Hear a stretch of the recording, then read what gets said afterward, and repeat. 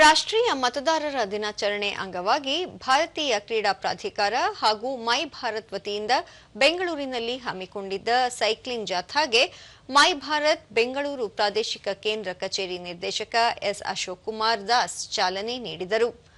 ಈ ವೇಳೆ ವಿವಿಧ ಕಾಲೇಜು ವಿದ್ಯಾರ್ಥಿಗಳು ಪಾಲ್ಗೊಂಡಿದ್ದರು. ಈ ಸಂದರ್ಭದಲ್ಲಿ ಮತದಾನ ಕುರಿತು ಯುವಕರಲ್ಲಿ ಅರಿವು ಮೂಡಿಸಲಾಯಿತು.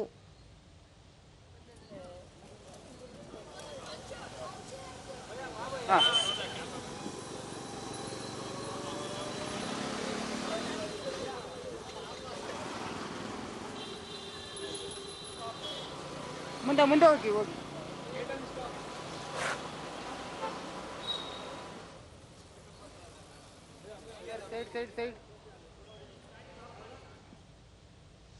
ದೂರದರ್ಶನದೊಂದಿಗೆ ಎಸ್ ಅಶೋಕ್ ಕುಮಾರ್, ರಾಜ್ಯಾದ್ಯಂತ ನನ್ನ ಭಾರತ ನನ್ನ ಹಕ್ಕು ಎಂಬ ಕುರಿತು ಯುವಕರು ಹೊಸ ಮತದಾರರಲ್ಲಿ ಅರಿವು ಮೂಡಿಸುವುದು ಪ್ರಮುಖ ಗುರಿ ಎಂದರು. And to aware them about the National Voters Day as well as the rare rule for largest democracy and their franchise, their citizenship and way forward. ವಿದ್ಯಾರ್ಥಿ ಅಕ್ಷಯ್ ಮೊದಲ ಬಾರಿ ಮತ ಹಾಕಲು ಹಕ್ಕು ಪಡೆದಿರುವುದು ಸಂತಸ ತಂದಿದೆ ಎಂದು ಹೇಳಿದರು. I also thank the government for initiating such an cycles on Sundays on cycle to keep the voters fit, and I thank Sai STC Bangalore for initiating this program. ಮತ್ತೊಬ್ಬ ವಿದ್ಯಾರ್ಥಿ ಸುಬ್ರಹ್ಮಣ್ಯನ್, ಮತದಾರರ ಪಟ್ಟಿಯಲ್ಲಿ ನನ್ನ ಹೆಸರು ನೋಂದಣಿಯಾಗಿರುವುದು, ಮತ ಚಲಾಯಿಸಲು ನಾನು ಅರ್ಹನಾಗಿರುವುದು ಖುಷಿಯ ಸಂಗತಿ ಎಂದರು. Election Commission, I got voter ID. So thank you to Sports Authority of India for initiating this Sunday cycle. ಯುವ ಮತದಾರ ಶೈಲೇಶ್ ಕುಮಾರ್, ಮತದಾನದ ಅರಿವು ಹಿನ್ನೆಲೆಯಲ್ಲಿ ನಡೆದ ಸೈಕಲ್ ಜಾಥಾದಲ್ಲಿ ಪಾಲ್ಗೊಂಡಿದ್ದು ನಮ್ಮಲ್ಲಿ ಮತದಾನದ ಅರಿವು ಮೂಡಿದೆ ಎಂದರು. हमारे जो यूथ है, क्योंकि हमारा जो इंडिया है वो सबसे ज़्यादा यूथ हमारे देश में है, तो उसको भी मोटिवेट करती है कि आप फिटनेस की तरफ ज़्यादा बढ़े. ಮಾಜಿ ಹಾಕಿ ಆಟಗಾರ ವಿಕ್ರಮ್ ಕಾಂತ್, ತಪ್ಪದೆ ಮತ ಚಲಾಯಿಸುವ ಬಗ್ಗೆ ಯುವಕರನ್ನು ಹುರಿದುಂಬಿಸುವುದು ಇದರ ಉದ್ದೇಶ ಎಂದರು. Great initiative, and also with Cyclothon promoting a fitter India. I think these initiatives help us to develop a fitter and younger nation.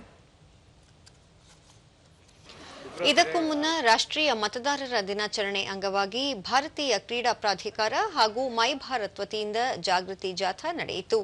ಶಾಲಾ ಮಕ್ಕಳು ಜಾಥಾದಲ್ಲಿ ಭಾಗವಹಿಸಿದ್ದರು.